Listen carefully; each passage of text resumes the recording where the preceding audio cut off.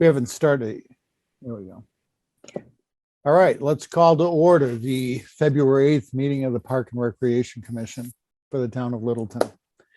And we are called to order. Do we have, I guess, why don't we do the minutes in case somebody else comes in and wants to give us an update?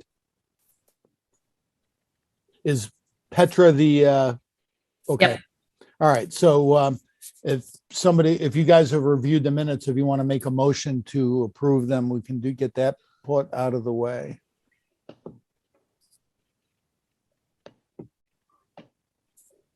I will make a motion to approve the minutes from the, January 11th meeting?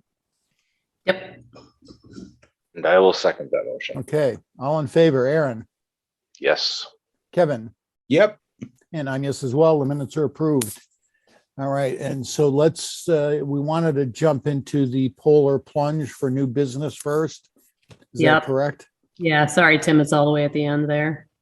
And if that's Petra, do you have to unmute her? Let's see. I think you can ask her. No, why is it being weird? I can't. Tim, can you unmute her or ask her? For some reason, when I look at the participants, it just says more, and I can pin her, but that's it.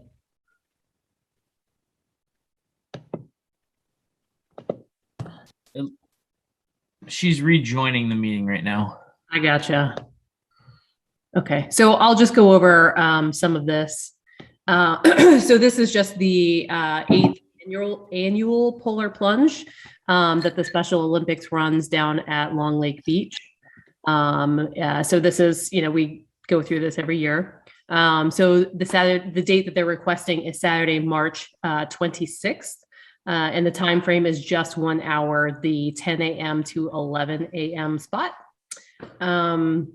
I do have approval from the police chief right now. I was waiting on a approval from the fire chief as well, but I know that this group has talked to both of them and they're aware and, have been supportive of it in the past.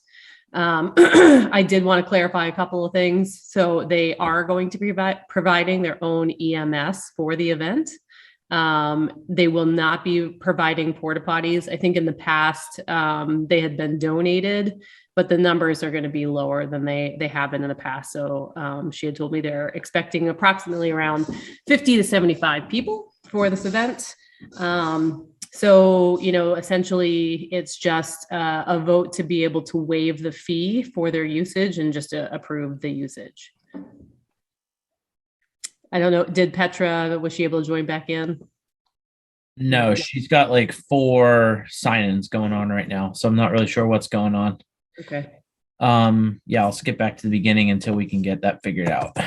Do we need anything directly from her? Or did she just want to speak to us to try and sell it? We usually, when we do this, we have somebody that's a representative of the actual event. So, I just had all the information that I've got through my emails up on the slide. If there was any other additional information or questions that you wanted to ask her, this is the time to be able to do that before we make an approval. Hey, Patrick. Okay, well, no, I was going to say Yeah. if Kevin or Aaron have any questions or whatever, then we'll hang on because she's having trouble. But if not, obviously we've done it before. It's a good thing. So we could move on if we had to. She's on the I'm phone, here. Fred. Patrick, can you hear us? Yes, hi. Is it okay if I dial in? For my internet is acting up and I can't seem to join via video. Absolutely. Great. So any questions that you have, please feel free to ask me. I think this is the 8th year that they've done it. So it's pretty much standard. And it's going to be on a much smaller scale this year because of COVID restrictions. So we haven't had as many participants sign up. I don't have any questions. I know, we approved it for the past couple of years, so I have no objections to it. Okay. great. Aaron, anything? No, I have no questions. Looks great. God, I was hoping I could come up with a cogent question that would like help you sell the event, but I can't. So I guess what motion do we need, Alicia, to waive the fee and to allow the access? You got it. Yep. Actually, I do have one question just because we haven't dealt with this in years past. This is the Sure. first year in quite a long time that we've actually had ice on Long Lake. So, how do you guys plan on getting the hole cut in the ice that you're going to be used and making sure, do you have a safety person in the water? Typically, that's been the fire department in the past. And second of all, how are you guys going to mark that off when you leave so people know that there's a giant hole in the ice? Because we got a lot of skaters and skiers that go out on the ice right now. Sure. So the event actually isn't until March 26th. So we are, I guess, hoping by then that the ice will be gone. If it's not safety divers from the fire for EMS to be there. And then after, I guess we can leave like a sign up or let it know that we are hoping that by March 26th, spring will be rolling in, so it won't be too much of a problem. Thanks. Hello? Yep. We can still hear you. Did you hear me? Yeah. So I'm not sure how much got cut off, but we're hoping that by the end of March, it won't be nearly as bad as it is now. Okay. Tim, All right. you okay with that? Was the response? Anything else? Yeah, I mean, as long as those things are being thought out, obviously, as we get closer, we'll know what the ice pack's like. But this is with the cold spell we had, this is the thickest the ice has been, in the past 4 to 5 years. So I just wanted to be diligent of, making sure we had those in place. This is also the first year that the PD and our fire department aren't going to be on site. So, we need to make sure that those safety protocols are in place. For the first time ever, we have an outside EMS coming in to monitor it. Normally the FD is there as a safety diver in the water to make sure if anything happens, whether it's cold water shock or anything. So those are just, from a safety perspective and not having Littleton personnel on site for the first time ever. Those are my major concerns. Of course. So I was in contact with Chief Pinard, and he was telling me that Littleton Police Department is forming a team to participate, so that I think they will be on site, granted not as a security detail, but they will be there. And then I spoke with the deputy or the interim chief, Clancy, about having EMS there instead of an outside EMS. So he seemed open to it. So as we get closer to the date, I will confirm these for sure. But regardless, we will, before people go into the water, we will have safety swimmers, whether it's from Littleton Fire or from an outside source. But on a safety perspective, we have a similar plunge happening this Saturday. So there is a definite chance of ice, and we'll probably use the same people who cut the ice and are in the water to monitor everything's okay, as well as the ambulance services. Thank you, Patrick. Yeah, that's just like I said, I just felt like we needed to ask Right. those questions just as due diligence. Of course. So thank you very, very much. Thank you for bringing it up. Okay, perfect. All right. Kevin, you were going to make a motion? I will make a motion to, so we're waiving the fees for the Special Olympic annual polar plunge on the 26th of March. And what was the other part of the motion? It was to approve the, Just usage. Yeah. I mean, essentially you're doing that by waiving the fee. So okay, so waiving the fees for the 8th annual polar plunge on March 26th for Special Olympics. So that's my motion. I will gladly second that. All right. All in favor. Aaron, Yes, sir. Kevin, Yep. Solomon. Yes. And I'm yes as well. So the motion's approved. Thanks so much, Petra, for coming tonight, and hope the event goes well. Thank you so much. Hope you guys have a great week. Thank you. Good night. Bye-bye.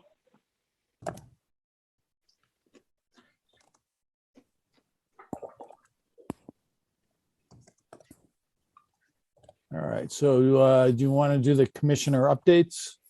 Does anybody have any updates? I don't have an update, but I think, Tim, I never got back to you. I know that you had set some dates out for sports commission, sports committee meeting. And I don't know if I missed it. I apologize, but do we have to redo that? Yeah, we're gonna Kaz and I'm actually gonna meet with Kaz tomorrow on that.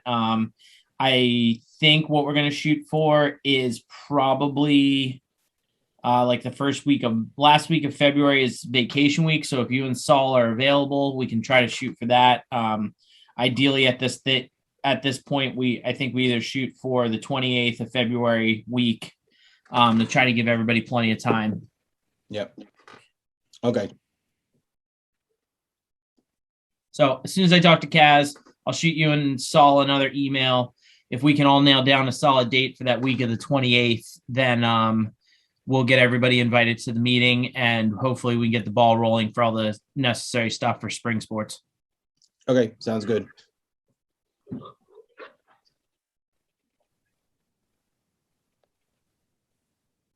All right, anybody with any updates? Nothing on my end. All right, let's move on to the review of pickleball membership policies. So I don't think we actually made a motion to approve the minutes. Yeah, we Correct. did. Did we? We Yeah. didn't. Very we first voted. thing. Sorry, guys. Okay. All right.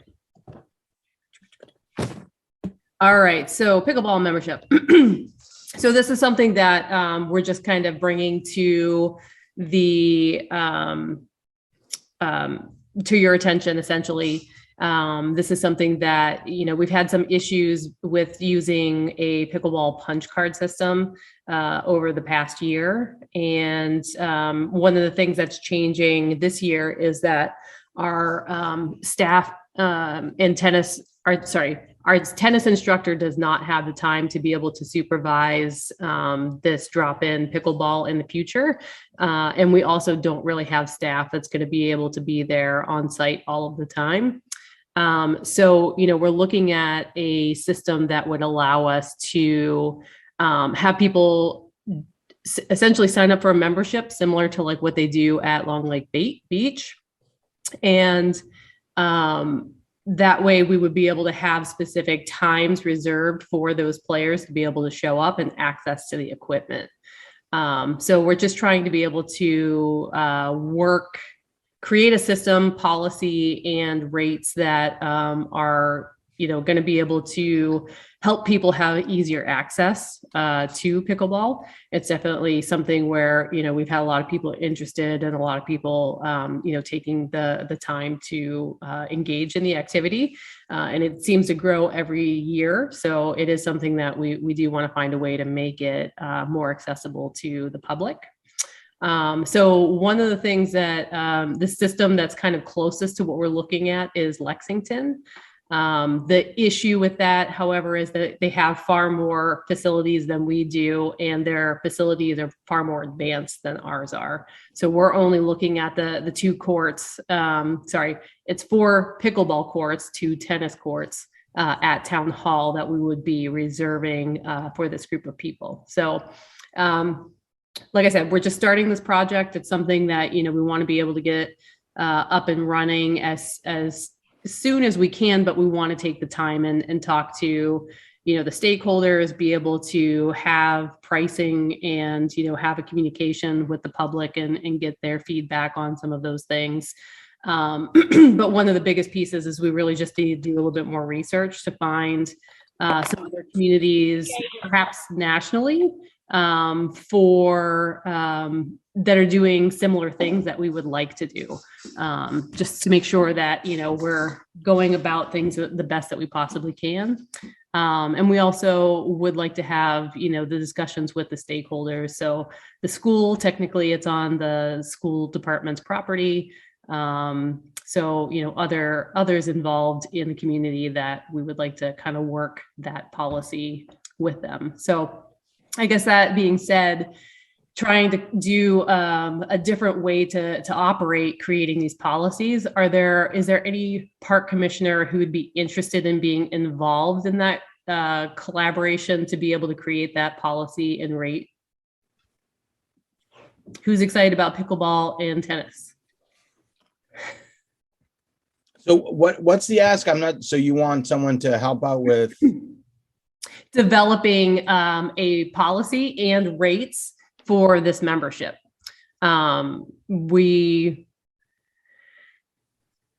Essentially that's it. Sort of help. We're going to have a lot of meetings to discuss with a lot of different groups. So it would be nice to have a park commissioner involved with that process. We're going to do the research on our side and try to put forth some suggested policies and prices. But I think it would be good to have a commissioner along for the whole ride of this process. Yeah, I can join that ride. Awesome. Okay. So, I mean, essentially that's it. It's more just bringing it to make sure you guys understand that this is something that we're looking at doing. It is a little bit of a change going from a punch card to membership, but the reality is it's just kind of changing the name of it right now. So, yeah. I mean, I think just to kind of clarify, what we're looking at doing is, we want to get this out into the brochure. So essentially for 2022, last year people came in, they would buy a punch card. It was $50. It had 10 punches on it because we charge $5 per time to play pickleball. So essentially for 2022, what we're looking to do is we're going to switch this to a membership card. And that membership is, once Cass sets that rate or whomever, sets that rate, it's going to be, let's call it $50 for the summer. And what that gets you is, we have set times that we have set aside for pickleball, reserved in the system. You can show up anytime you want. There'd be a sign up genius just like last year where, we pair everybody up so that all the games are set. And then that gives you access to the equipment. So that's kind of what we're looking for this year. I think the policies and everything else would be later down the road as this starts to possibly grow and impact tennis, to Alicia's point, because we have shared tennis courts and pickleball courts.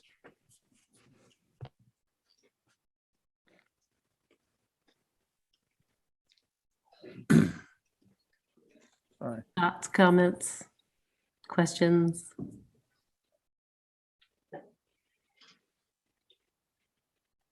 Okay. So, we'll go into our beach rates. This is something that you guys decided to table last month, just to give, anybody time to ask questions or offer suggestions, things like that. So I will let Tim take over and you guys can discuss the beach rates for this upcoming summer 2022. All right. So just kind of a quick rundown on where we are, and then we can talk about where we're going. And, I'll turn it over to you guys for the discussion. So right now we are currently membership cards for each member of each household with no limit to how many people are in a quote unquote household. So anybody over the age of 3 has to have a membership card. This is for any person visiting Long Lake Beach between Memorial Day and Labor Day. You get 1 membership card per person and a parking sticker. 1 car, an additional parking sticker either costs $15 or $20, depending if you're a resident or a non-resident. Currently, resident families are $60 and non-resident families are $125. So that's defined as adults and dependents under 25 living under a roof and a caregiver. So that could be a babysitter or anybody else who you are using to have childcare for your children. Individuals are 25 and 50, resident, non-resident, 40, 75 for couples, Seniors are $10 and $25 for non-residents, and a senior couple is $15 and $30. So those have been our rates for the past 2 summers. And the reason that we're having this conversation is a couple things. Number one, we have an increase again in our minimum wage. So we are, starting to see all of our rates going. We need to have a change in rates in order to compensate for that. We are also seeing, a tremendous increase in surrounding towns prices, the nearest being Acton, being well over $200 per non-resident family. So there, we looked at this in the beginning. We had a conversation about what we were setting our rates at because, we do get the overflow. When it's cheaper for a family to pay a non-resident rate than it is to pay a resident rate in their own town, we do start to see some of that flow over. The reality of the situation is we can always deal with the number of people coming to the beach. And, that's never been an issue for us to mitigate. The bigger piece here is to make sure that we're not getting back into a situation that we are running at a deficit because we're not covering the costs, which, mainly are made up of the staffing costs. So with that said, back to what we had discussed, really we were looking at 2 things. What do we set the resident rate at, as well as the non-resident rate for each of these particular silos? And then also, do we want to define a household at all? Do we want to set it at 4 persons? Do we want to set it at 6 people? And then anybody over that number would just fall under, an additional individual pass that needed to be purchased. Really kind of day passes were pretty in line with everybody else, $15 per car, $20 for non-residents, and then an additional $4 and $5 per person on top of that.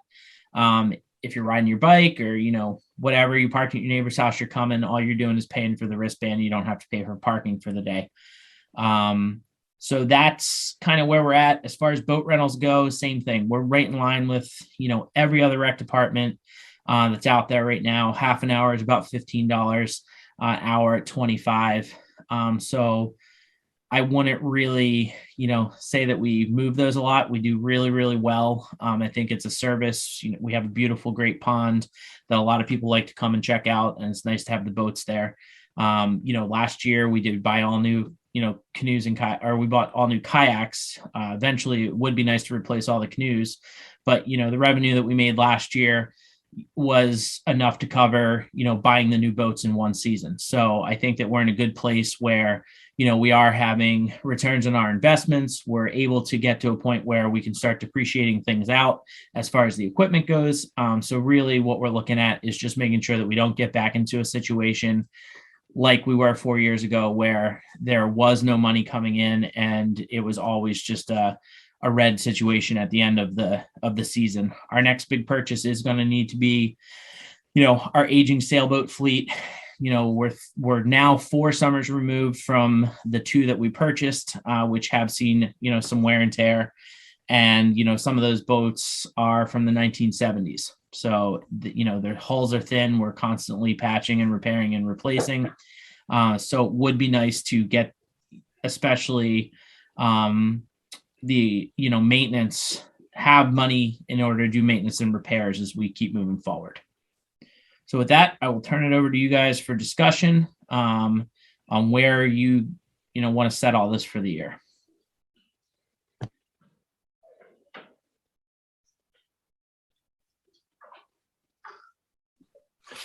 Before we get into sorry, Kevin. No, go ahead, Fred. The actual discussion of the rates and stuff, what might be helpful for down the line conversations is some sort of chart that just sort of shows our rates, whatever we come up with, and a comparison to the other nearby communities. And I don't know where we would put it, but just, and I don't mean for me, but just when we start getting, if we start getting pushback on the rates or that sort of thing, it'd be nice to have something to say, look, we know it's whatever your feeling is, but here's what the other towns are doing. We're not out of line. And it's just a thought. And I do have that, Fred, and unfortunately I don't have it readily available. We showed a similar slide, I believe, last month with a couple, but I'm even amenable. We're not in a rush to do anything right now. If you want, we can push this down the line. I can get a more comprehensive thing together for you for March. But I wouldn't go any further than that. I'm sorry, I didn't mean for me. I meant for once we announce the rates and put them out, that we can direct people so we can say, they'll be like, you guys are over the top. Well, no, we're not. Here's what we've got for other towns. I mean, we do it when we set the tax rate. So right, it's just be one more thing. And that's all, just as sort of a helpful guide for people that have an issue with whatever rates we set. I don't particularly need that now. So now, Kevin, why don't you go ahead? Sorry about that. Yeah, no worries. So the only changes are on this slide are in the red, correct? So it's just the resident family additional parking sticker, and then we've just got to decide if there's going to be a difference in the household or if we want to set a number for the household. Is that correct, Tim? So the red numbers are my suggestions that I had posed to the Park Commission last month. Yep. With how much we would go up. We did not, we didn't get into, because we didn't set those two numbers. I didn't really get an opportunity to go back and say this is going to be individual, couple, senior, because ideally what we do is we set that family rate, figure out what that per person cost, and then we kind of we work the percentages out over what everybody else is going to pay, just to make it fair. Sure. So that was what. When I ran the preliminary numbers based off of if everything was the same and didn't change from last year, we needed to get to at least $75 for a resident family, 75 to 100, right? I really, and I talked about this last month. I think we're kind of really nearing that 125 was, we got a lot of kickback, but we also jacked that up like $75 on the non-residents the very first time we did it.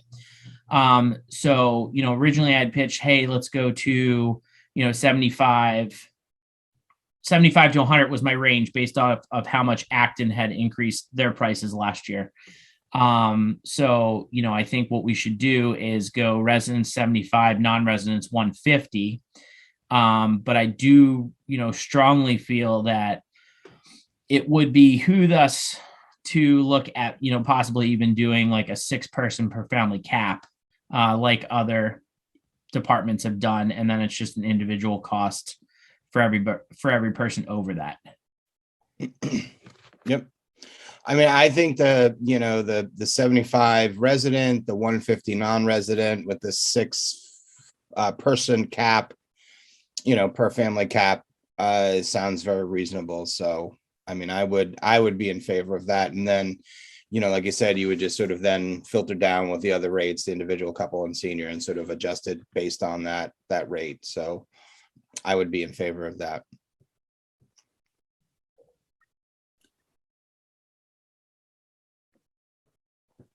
And I also like the flexibility that, offering up to 6 people, I think that's good. Do you know roughly how many senior passes were sold last year?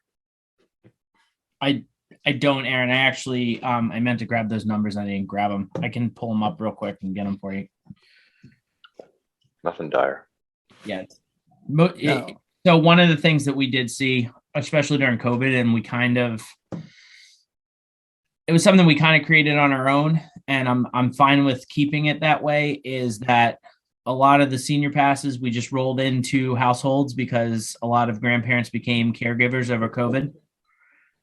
So that number was kind of skewed a little bit over, previous years. But that's really, we said, hey, do you have a senior in your family, in your household who's a caregiver? We'll just add them onto your family pass. Cool. I'm going to pull up the numbers if you guys want to keep chatting. No, I'm asking for my wife. What's the senior age? 60. Okay.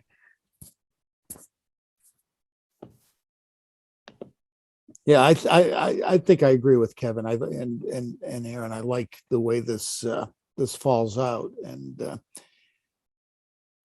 what are you expecting in terms of volume this year? Do you have some thoughts on that? I mean, fortunately, we've always had kind of a really steady turnover. We get a 9 to 11 crowd, we get a 12 to like 2:30, 3 o'clock crowd, and then we get 3 o'clock until the lifeguards go off duty, and then it's free for all, as everybody knows. That kind of stays pretty standard. It seems like, that's our groupings.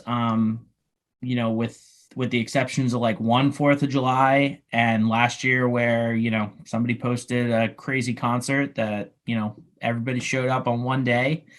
Knock on wood, we really haven't had any major issues. We've got people into a pattern where, the expectations, the rules are there. People, realize that it's a place to come. It's not a place to party. I think, all of those people have been deterred over the years who are looking for a place just to come and kind of party on the weekends and do stuff like that. So I'm not crazy concerned about the crowds. The only piece to that is, like I said, my biggest concern is, to give you an idea of, what we're talking about. So Acton has Nara Park. Nara Park has a pond there, which is a man-made pond. It's not even a lake. So their early bird rate, if you buy it before March 31st, for Acton residents up to 6 people is $145. After it, that jumps up to $200 per family. For non-residents, the early bird rate is $200. After June 1st, that jumps up to $250. So, like I said, this is a man-made pond that is approximately twice the size.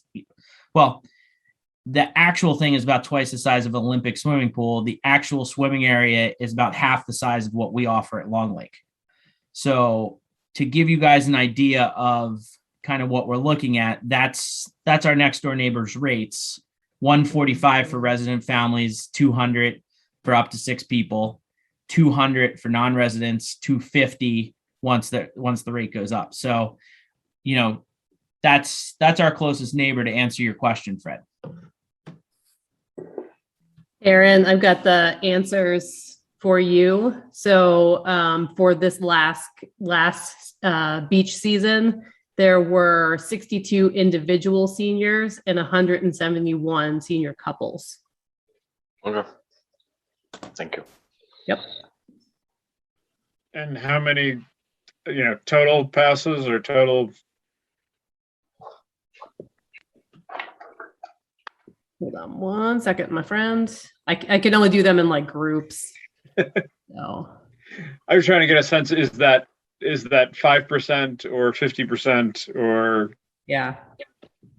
Let's see. Families. I'll need a little time to calculate. You guys keep chatting. You should just be able to see the total number of memberships we sold to for the year. Saul, normally kind of it's like I said, without knowing last year's numbers, the previous 2 years have been between 300 and 400 total memberships. Okay, so 25 to 30% were senior memberships. Somewhere in there. Yes.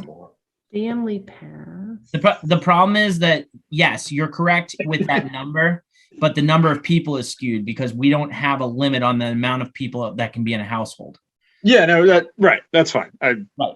So yes, the answer to your question, simply if you're just saying number of senior passes compared to the number of individual, everything else to the total is 20%. Yeah. Okay.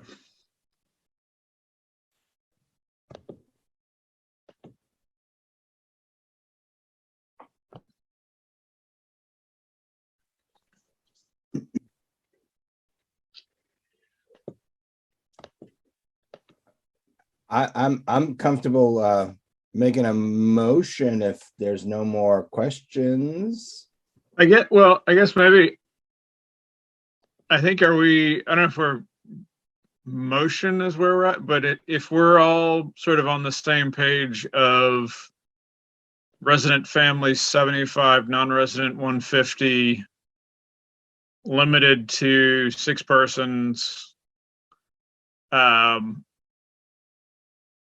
it be good to just see the sort of the full rate schedule before we approve it? Let Tim take that and build out the full rate schedule and make sure we're all happy with that, and then do an approval. Yep, I'm fine with that. Yeah, that makes sense. And maybe, sort of publish it. Yeah. God forbid to invite any, Additional So- commentary. Yeah, What I exactly. will do is I will go back to the office tomorrow based off of, the assumed approval of 75, 150, cap of 6. I'll back these numbers into individual couple senior based off of, the formula that we've used in previous years. I will have Alicia, send you guys an email on that. If, everybody, obviously with the email, if you can all reply individually to Alicia saying yay or nay. And then I'll build out the website saying, these are the proposed beach increases. Our final meeting about this is going to be March, whatever. Please join us then for final approval. That sounds I good like to me. that. Yep. And the other thing I'll put together, based off of these numbers, and I'm gonna say please don't hold me to too close to it, but I'll try to put together my projections for labor cost and assumed revenue based off of averages for the past couple of years, just to kind of show you guys that we're coming in right about even with these increases. So the other, I guess, the policy is if you're buying a day pass, when that expenditure adds up to a family pass, you get upgraded. Is that as I understand it? Yep, that's always been our policy, and it's on you to save the receipts. We don't keep track of that.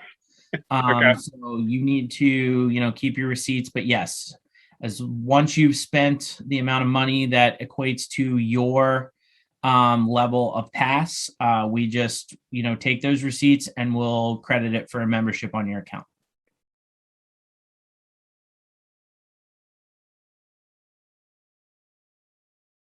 Yeah, I mean, I guess the only thing I see is we don't charge a lot more for the day rate, the non-resident day rate, as opposed to, most of the other things are double. That one is not. That seems like that might be just one spot to look at. So like I was saying, when we look at other towns, that's pretty standard. It's like $1 or $2 difference because we are charging the per car and then we're also charging the wristbands. Whereas a lot of people, so you do kind of get that solid. And this is why. If you're strictly a non-resident coming in, you're paying, $20 and then you're paying the $5 per person on top of that. So you can get to $100 a day pretty quickly. A lot of residents who are bringing friends in and things like that, they might park at the house and drive down in a separate vehicle or kind of walk to the beach, depending if you're there. So then you're only spending the $4 or $5 a day on that. So as far as it goes, I'm just also trying to pull up as a, for instance, because I referenced our next door neighbors, Acton.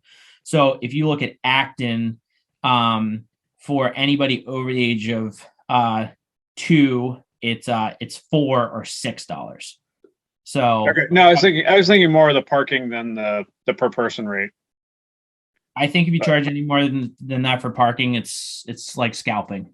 It's Okay. I think that is $20 is more than fair for what we're doing, and I would argue that it would be wrong to do any more than that. Okay.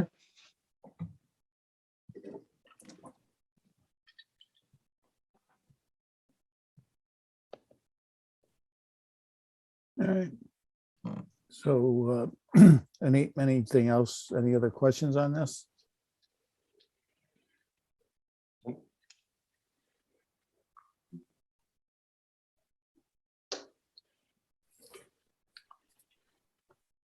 So just crunch some numbers and we'll see how it looks after.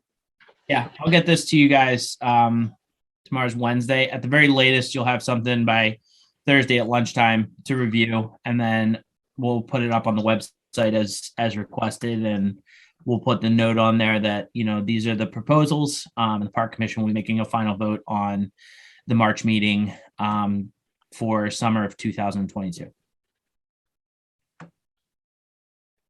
All right, sounds good. Do we want to move on to the capital project? I guess we have. So this was something that Mike Levasseur had asked me to put on the meeting.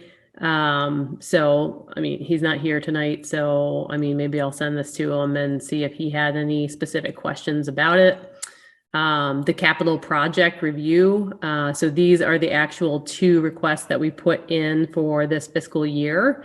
So we already did, Kevin was there at the budget meeting. So thank you for being there, Kevin. I appreciate that. But this was part of it, was talking about the capital project review. So the 2 that are on the docket, so to speak, are the replacement van and the lights at Corper.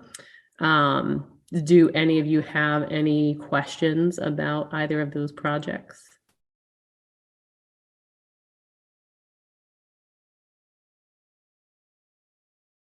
Nope.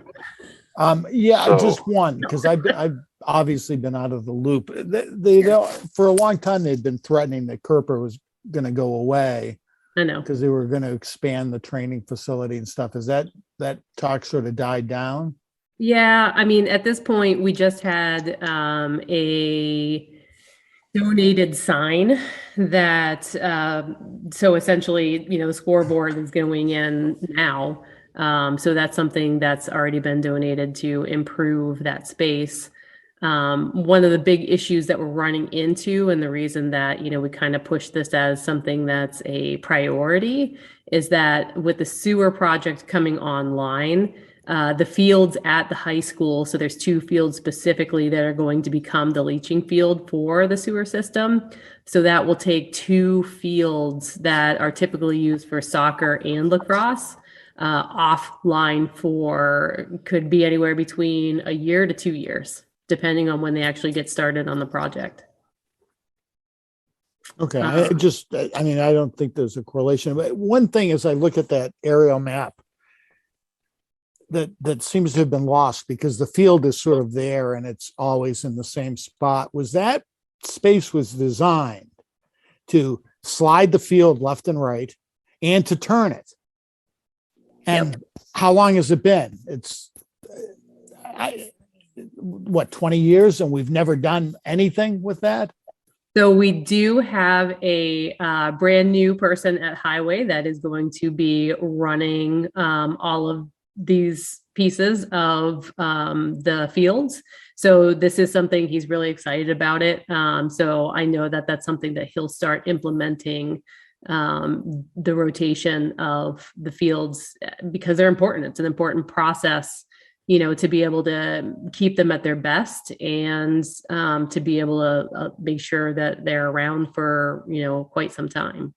Yeah, I mean, I realize it's tough to grasp not having the field lines parallel to the fence, but the field can be turned at, you know, Yeah.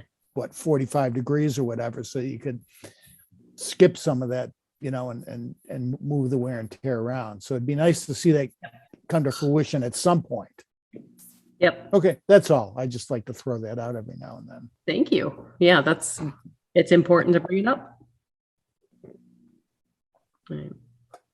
That's But with I that don't though, know. Fred, is that going to affect how the lights need to get put up? Well, that may have an impact on the lights a little bit now. But I mean, that's, you know, it's been however long it's been. I don't know. I would think that they could get them up and you could still rotate the field a little bit. You only need to turn it maybe 5 degrees. And that's to, something, as we go into the process, we can have those discussions with whichever company, we would work with. We have had a conversation with a company just to see, get an idea of what a quote would be, which it's around that $250,000. But you're looking at like recreational lighting. So we're not talking about what you see at, Fenway. It's just going to be enough to be able to cover the field so that people can play, into the evening without sunlight. Can the fields take, if you're, how late are you going to run lights on the field? And, if that adds, another 4 hours of playing time, are the fields up for that? That's another excellent question. Ultimately, for the long haul, no way. But in the meantime, just to be able to get us through this season, whenever they shut off those two fields, I think that's something we would have as a serious discussion when the sports council meets, just to ensure that all of the sports leagues understand and realize that stewardship of these fields during this time are at an all-time high, and that we really need that commitment from them that, they're going to be taking the extra effort to be able to spread out the usage, because I think a lot of people get into the same habit of, hey, we're going to run the same drills and we're going to do it in the same spot. Well, it's okay if you run the same drills, but, move it over 20 feet, every time you do it. So, those are the type of things we would need to get them to buy in and hopefully, support that so that we are doing the best that we can for the fields. So I'm sorry I'm late. I got stuck in You did come in. Okay. I didn't see Yeah. you, Mike. Yeah, somebody let me in. I got stuck in a meeting. I got stuck in work. Yeah. So a question. I mean, I think this is a potential stopgap, but we've been exploring the possibility of, acquiring or converting a field. Yep. Is that further on down, this list, or did I Yep. miss it? Nope. It's not. This is the list right now, Mike. Yeah. It's all Well, that so right now, the capital project, this is all that we have in for this year. I created a capital project that is essentially a 10-year strategic plan to be able to get stuff done. So this is all that we're asking for this year. And then we'll talk about on the next slides potential options that CPC funds could be used for, as you had requested to take a look at those things. So one comment towards, Saul, you had a great question as far as like, can the field handle the extra work? But one thing that we can look at, in being good stewards to the field as well is, what advantages does, putting lights on this field have? One of those things is, we could treat this more of, like even alumni grass field was, where, it's used for more games and less practices. But the other piece, by adding lights, especially in the summertime, is when you look at, turf grass studies and things like that, by playing on the grass when, it's cooler, the air is possibly a little damper, things like that, it doesn't get the wear and tear that it gets in the dead heat of the day. So by being able to, push those things off later into the day, looking, possibly when can we water versus, when we can't water because of usage and things like that, having lights gives us an advantage to play on the field also in the summertime when it's actually a little better for the playing surface than, the situations that we have now.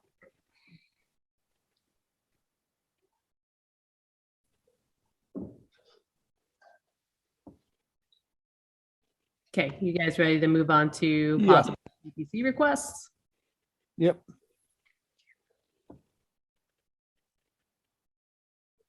All right. So I don't know why I did that. So just one thing I wanted to go over really quickly, because I know a lot of you might not have been involved with community preservation, is there's certain guidelines that are you need to meet these parameters to be able to have a project accepted by the conservation, by the CPC, essentially. So one of the so the four main areas that they have is that specifically for recreation projects, they need to be able to focus on being acquiring. So that would be potentially purchasing, renting, leasing, any type of property essentially that could become a recreational area. And so they do talk about recreation being passive and active. So, that's something to kind of keep in mind. Two would be creating something. So, let's say you have that piece of land and you're actually developing it into a park. So that's one of the areas you could apply for. Preserving. So you want to be able to protect the personal or real property from any injury, harm, or destruction. So one of the ones that we'll talk about is, putting the resurfacing on the basketball courts at 300 King. So that would be something that we're preserving. We want to make sure that the surface is safe for people to be able to use. And then last is just being able to rehabilitate and restore. One of the other components to really think about too, and this is that sentence or paragraph that's kind of mingled in with the blue there, so I apologize for that. But essentially it's outdoor projects only. So if we wanted to build a community center, we can't use CPC funds for that. As this says, clearly we can't do a horse or dog racing either. And stadiums, gymnasiums, anything like that are also not approved to be able to be funded by the CPC. So the projects that I'm putting forth are ones that I feel that would be able to go through the CPC process and be approved and potentially funded. So just giving you a little bit of a background on, why these four projects that I'm throwing up here are the ones that I'm focusing on out of the capital plan for the next 10 years. You can switch it, Tim. All right. So as I had mentioned before, we need to resurface the basketball courts at 300 King. It's hard to believe, but the completion of those courts was done in 2015. So, when we actually had them surfaced originally, the company that had provided the service, they say that the court should be resurfaced approximately every 5 years. They would want to come out and do, an inspection to look at any cracks, any damage done to the surface, to decide if that's something that, would need to be a priority sooner than later. But one of the things, I guess one of the positives of this from the COVID pandemic is that, a lot of those years, or there was almost like a whole year where the basketball courts weren't used at all, right? So no damage happens when it's not being used. So they still look like they're in really great shape. And I don't think it's something that we're going to need to do immediately, but it is something we should start that process of, finding out who's gonna, getting the quotes, who's gonna do the project, how much is it really gonna cost us? It's an estimate of 52,000, but we all know that costs of materials and staffing and everything have just inflated through the roof. So, when I did this back in August, 52,000 was an approximate. It could be something completely different by the time we're ready to go. So, that's just something to think about. It's just an approximate. And then, so Mike, there's your new field creation. That's something that's been on the capital project for ever, probably even before I got here. We did over the course of the last, few years, we were able to have that parcel at Cooper Farm be able to be listed as recreational use. So that is something that we do have space that we could create that new field, right? So that meets the requirements of that CPC acceptance form.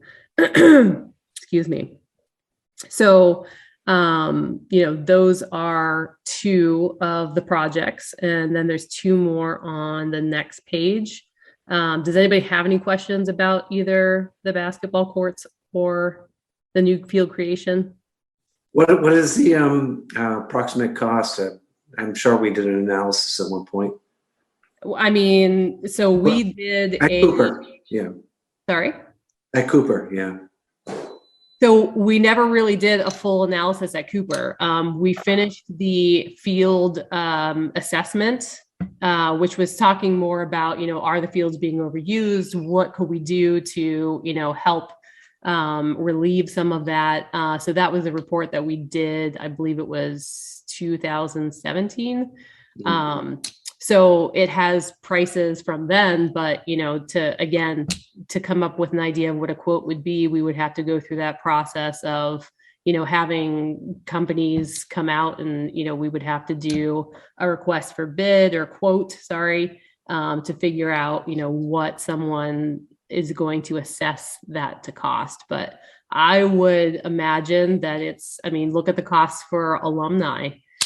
So if you're looking at putting in a parking lot and, all depending, is it going to be grass or is it going to be synthetic? So those are the type of things that we would have to figure out. But I definitely would feel confident saying that it's going to be well over $1 million just to, do some basic field creation at this point in time.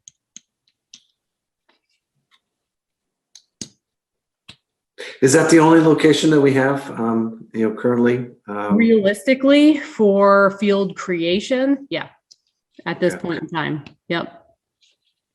We're going, so one of the things that I have been doing recently is I've been meeting with Amy Green from Conservation, Marin Toohill from Planning, and Kathy Miller from the Assessor's Office, and Joe Layden, our Assistant Town Administrator, just to review parcels that are vacant, or do they need to be recoded? All of those things, they need to be combined together. So as a group, we're kind of going through and taking a look at all of those. So if something, miraculously pops up that, looks like it would be a really great idea for usage, I'll make sure that I bring that, to the group's attention, and, we can start having those discussions. Maybe it's something that we can trade a piece of land that we have currently, for something else. So that is always a possibility. So one of the reasons why I was asking is I know, and I know it's a challenge, but I know Morgan was looked at one point, and for more than just a field. Yep. And so I was wondering if that is something that is potentially something that can still be actively explored. Yeah, sure. It's one of those things that, I love the idea of that property, and it's sad that, we can't have more people access it. But one of the biggest issues, that we've mentioned over the past few years is that access to be able to create a road to be able to go out there through the marsh area that's going to be able to support, emergency vehicles. That's going to be like well over $1 million just to build that road. The numbers we ran when we looked at that in the past were like $2.5 million to get a field back there. Yeah. Thanks, Fred. And that's back then. It was so prohibitive, and you're not going to get any support because there's too many special interests with their own pet projects in town that you're never going to see that kind of money coming towards us. Well, the thing is it's got so much potential to be, more than just a field. So it does, but I think what you've got to see, and as somebody that's been here too long, you've got to see some of the newer people stepping up and trying to say, like, this is what we want for this community. We're paying $1 million a house now, or $1.5 million. And the situation for recreation for our kids is unacceptable. And that's where you're going to have to see that part, because otherwise you're going to see these little, instead of doing anything community-based or with a broad scope, you're going to continue to see individual dart thrown projects popping up, and it's going to deplete the resources faster than it would be if somebody took a wide approach to it. I mean, we've had a master plan, and I apologize for doing this on a recorded meeting, but we've had this master plan, and it seems that we only follow it never. So, it is what it is. But I think if you see people that come from other communities that have much better recreational resources, not necessarily departments, but resources available to them, they're going to cry out, because there's a lot of vacant land in this town that could be used. And we do own the spot across from Cooper Farm there, where it's all wet underwater. That was when they built Apple Dior. They had to give the town some land, so they gave the town land that's underwater there, where that guardrail is. Are you talking about Cloverdale, where across? No, it's down a little bit as you come past Apple Dior heading into town on the right, just past the entrance to that subdivision, whatever street that is. There's a guardrail, and it's like Mannion Street's up on the left, and you'll see it's all wetlands and stuff. And that was the land they donated to the town. Yeah. So we could fill that in, because I'm sure nobody will mind if we just start filling in wetlands. Well, I think that's Cloverdale now. Yeah. Well, the thing is, we have another cycle coming along with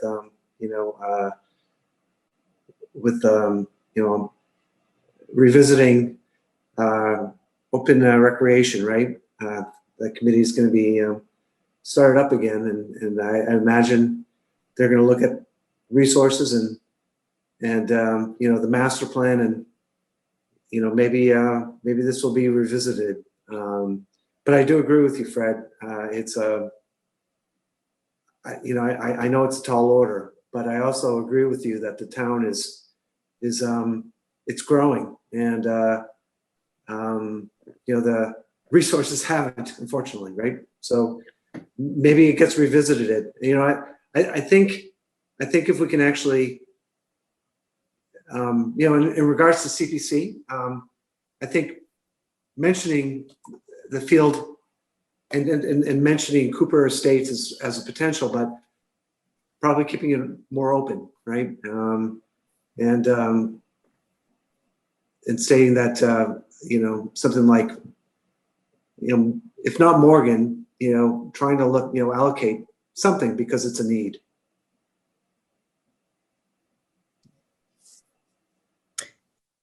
So I hear you on that, Mike, but we have to figure out what that is, right? That's not the responsibility of CPC, is to say, hey, we think there's this piece of land that would be awesome. We have to come to them with a full application saying, this is what we would like to do. Do we have approval to ask for funding? And then the second part of that is, we've been approved to ask for funding. Can we have the funding, right? Yeah. So, that's the two-step process that we have to go through with them. Yeah. So that's what's challenging about it is, if we're going to do a new field creation, we have to be able to actually have a design and have things ready to go, which that's not covered by CPC, right? They won't cover those costs of design.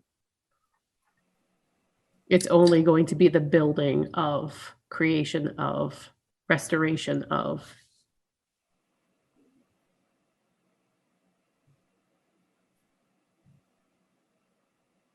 All right, Tim, do you want to switch over? We'll show those last two.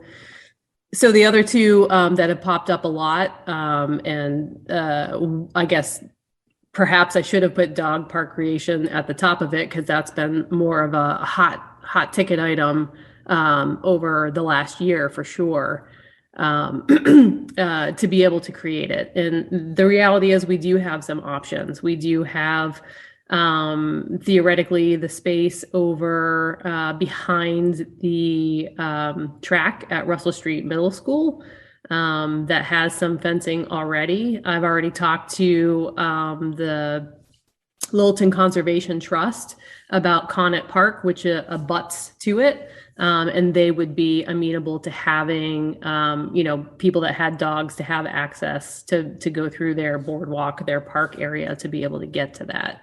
So they're definitely interested in a collaboration with that. So, that's always an option. And then we have the Beaver Brook property that's sort of kitty corner to the middle school. So that's the one that's like down that steep driveway. And that also has a lot of really good space there. Not fencing, and it's right next to 495, right? So that's a really important piece to be able to put that in. We do have two spaces that potentially could be used as a good spot for, a dog park. Just if anybody does have dogs, there is also a tremendous dog park in Chelmsford. In Chelmsford? Yep. Interesting. Okay. Yeah, that's where Haley goes all the time. It's up. What's the name of that restaurant? Princeton Station, I think it's called. It used to be like the Anthony's something or other, but it's up Route 3A or whatever it is, the road there that runs up off Drum Hill. But it's huge. Yeah, And they've got two separate locations. Why are you laughing, Tim? Is why you got to send everybody to the dog park in Chelmsford, Fred. I go there. It's a great park. Great dog park.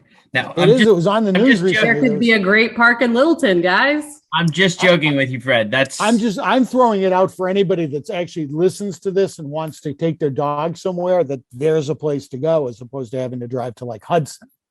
There's a great dog park. There's a plethora of beautiful playing fields. There's a skate park and a mountain bike park all in the same area. So yes, come to Chelmsford and check out all the awesome things that we could also be doing in Littleton.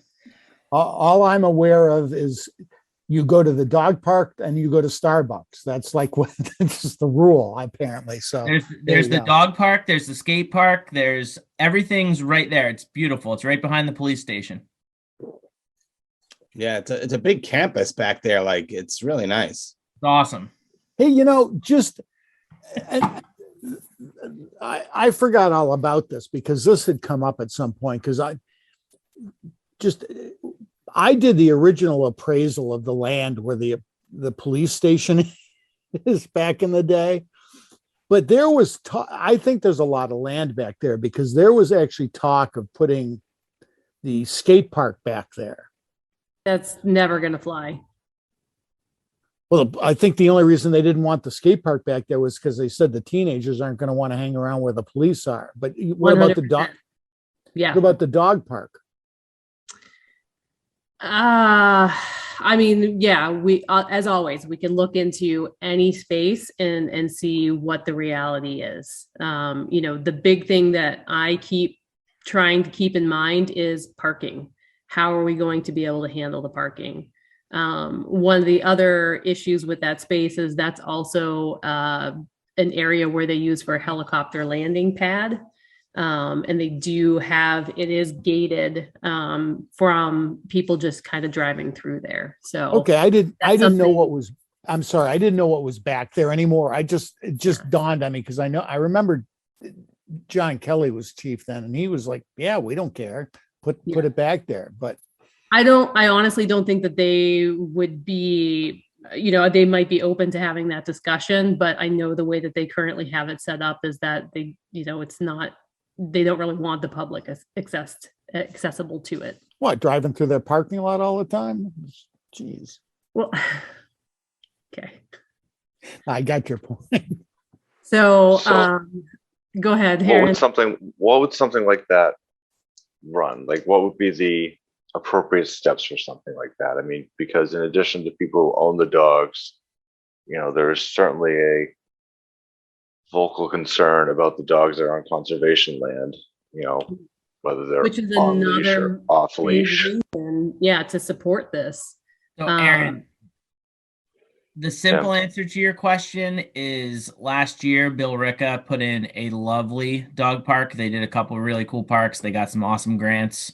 You can Google it. You can see how it happens. I actually have most of the information on, what they went through that I can pass on to you, but it's not that hard. There's, a cookie cutter model to do it. There's plenty of companies out there who supply the stuff. The reality is it's just like building any other park. We find a piece of land, we get the, funding and the support to do it, and we just move forward with it. But to answer your point, you can just Google the Bill Ricca, project, and it's all the plans are there, the costs are there. It's something totally within our reach, as is everything that we always talk about. It's just the planning and then the execution of it. And the biggest thing, that we've run into in the town of Littleton is support. Yeah, because I know another town did use CPC funds to do a dog park. I looked that up. Yeah, there's been plenty of dog parks that have been, paid for through CPC funds. And I mean, depending on what you want to do with a dog park, it could be small and maybe it's like 50,000, or it can be really big and maybe it's 350,000. It can range. It depends on what the design is going to look like. And you mentioned there's a group of citizens that are interested in fundraising as well. Yep. They had already kind of started on their own on Facebook.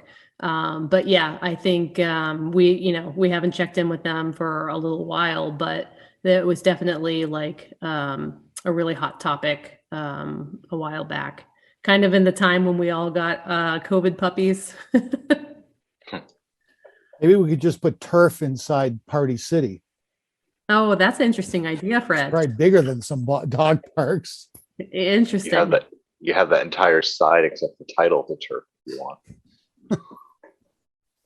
I think there's already dirt floors in the rest of those units in there. So there's actually plants growing up like on the windows. It's wild. Anyway, moving on. So the last one on here is potential renovations to Fay Park. This is one that's like, I don't know. There's components of it that definitely could be supported by CBC. I just don't know if it all would be. So, that I think would be a little bit of a harder sell, but you still could. Doesn't mean that, we can't. But, ultimately, the park has had a lot more use. We've needed to be able to spread out use because 300 King is well overused. We have a lot, pretty much all of our special events take place there. So, if we were able to create some sort of pavilion, and there's a picture on the bottom that Tim had brought up before about the Mohonk Mountain House, and we're not going to be able to create something like they have, but we could have something similar, right? So maybe it's this big, beautiful open pavilion, and we're able to put an ice skating rink in for the winter season, because right now we can't support having outdoor ice. It's just not easy. It's not. It's a lot of work to be able to maintain it. You can't, get snow on it. You have to resurface it, all that kind of stuff, where if it's just completely open to the elements 24/7, you can't do that. So if you had something like this, that it had a roof on it, it would be a heck of a lot easier to maintain than not.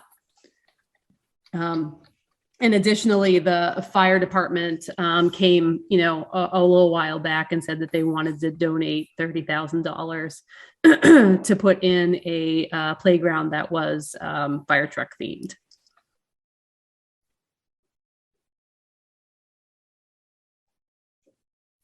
All right.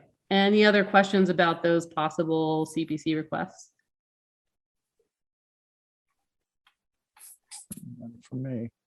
Okay. All right. If stuff pops up, send me emails. I'm happy to sit down with you, one-on-one and just kind of go through some of the stuff.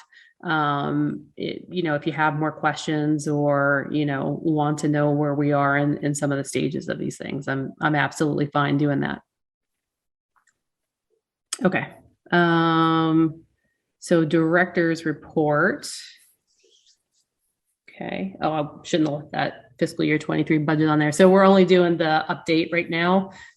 So, we're doing pretty good. So January, we had a huge influx of revenue because we have opened Camp T, Teen Adventures, and the sailing program to the public. So we were in the positive 85,600. That's unbelievable. It's probably the best increase that we've had throughout the year. Honestly, the only increase that we've had that brought our rate,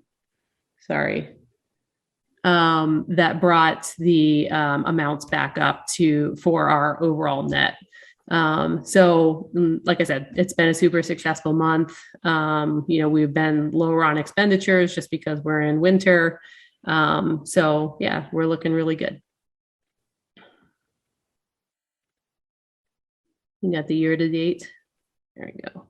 It did it again we got to figure out why. So usually I'll download the presentation to PowerPoint rather than do it on Google because it doesn't do all this wacky stuff. So I apologize for the slide, but overall, right now we are at 261,000 in the positive. And that's actually a 25% increase in net from last month. So like I said, this past month has just been really great. This typically happens this time of year because we do have people that are signing up for programs.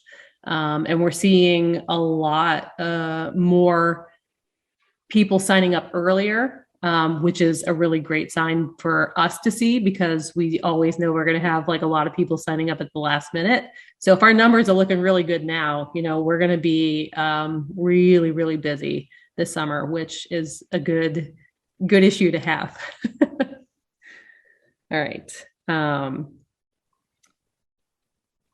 then, so this was just, Fred had asked before just to kind of see the breakout of some of the different programs. So the yellow is the net that we are currently at with each of those programs. So adult sports camps, through COVID, sports camps have just been that program that it just seems like everybody wants to sign up for. It's outside, it's athletic, it's getting, the kids to get their energy out. It's, been extremely popular. So, everything is successful where it should be at this time of year. So, we're looking really good. All right. So any questions on any of that stuff? The finances?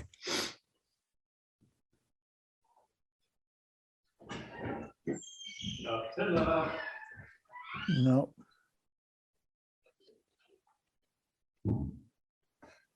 Okay. All right. So then that is all I have for you guys for the finance update.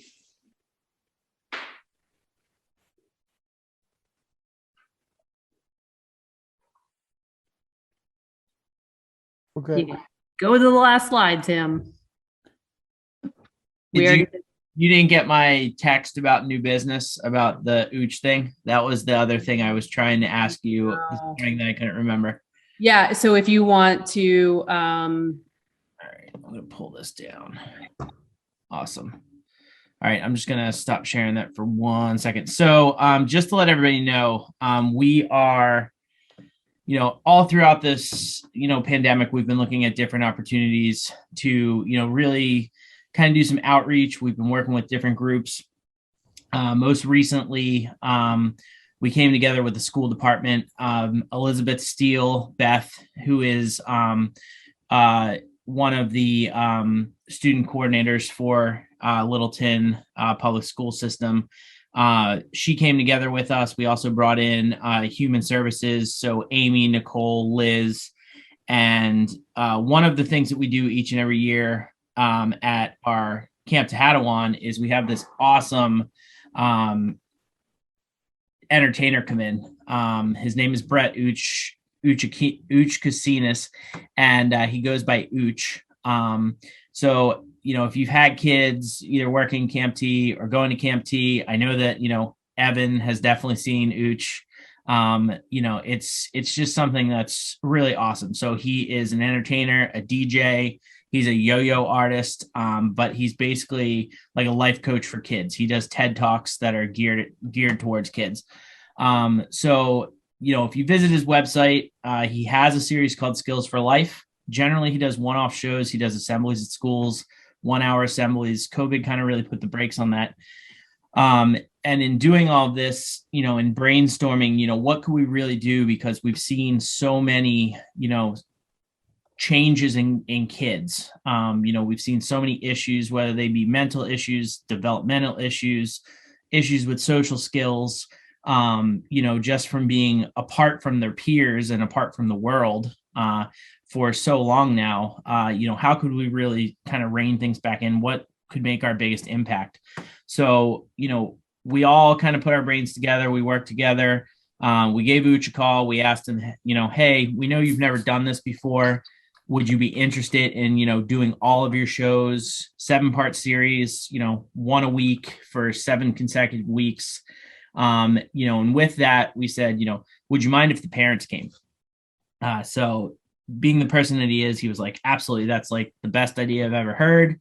Let's put it together. Let's make it happen. And he was really excited because not a lot of the parents never really get to hear the message. It's not many times, as kids come home, they don't necessarily share those things with their parents. So, as part of this, we're really, really excited that the parents are going to get an opportunity to share in the shows and experience it. We also have, different groups who are going to be having tables set up for the parents to be able to take a look at. A couple groups coming in to get information on, everything that everything that they've been facing throughout the pandemic. So basically what we're going to do is we're going to launch tomorrow with the, why can't I get out of this? Sorry. I'm trying to show you guys something. Basically what we're going to try to do tomorrow is we're going to do a press release, joint press release with Littleton Public Schools, Littleton Park and Rec, and Littleton Human Services. We're going to, cross promote it across social media, Twitter, Facebook, and everything else, as well as LCTV and everything else. But our first promo that we put together, if everybody wants to take a look, is right here. Hey guys, Ooch here. If you've never seen me before, my name is Brett Ooch Kunis, but my friends call me Ooch. Okay, here's the deal. I'm a performer. Well, I'm also an educator and kind of like a life coach. But I'm also a DJ, comedian, and, well, yo-yo guy. So, I'm Ooch. What I do is similar to TED Talks, but for kids and families. What do I talk about? Life. And the challenges that it brings. I share tips and tricks that are easy to remember, and better yet, fun to use. The name of my workshops? The Skills for Life series. It's not just life skills, but skills you have for life, forever. Get it?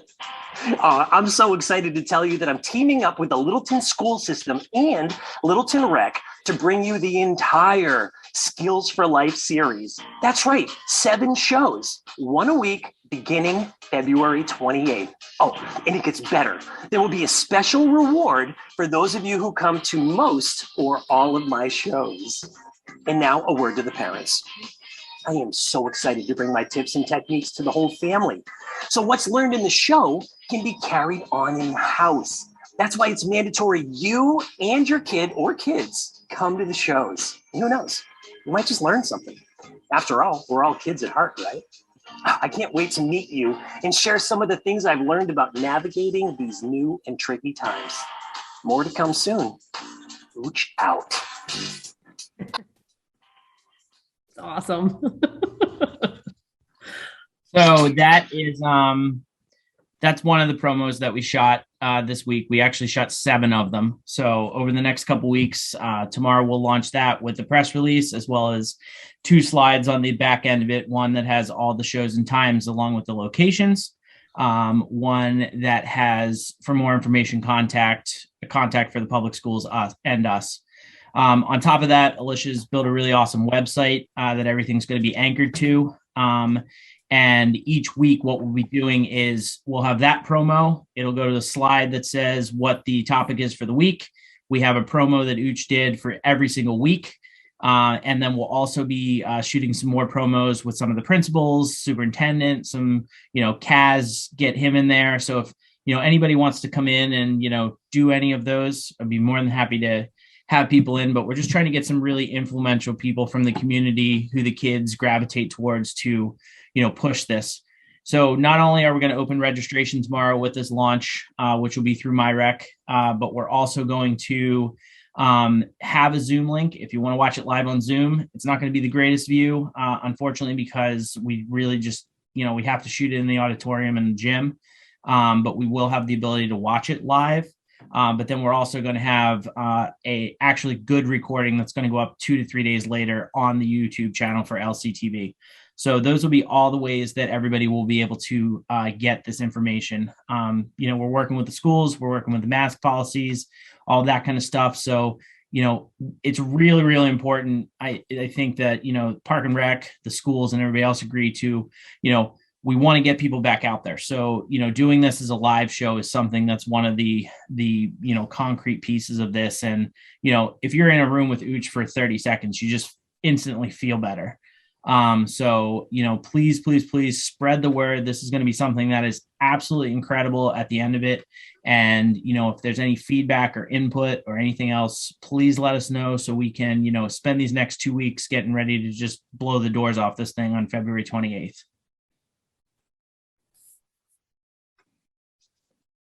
And Tim, is it So free or is there a cost to it?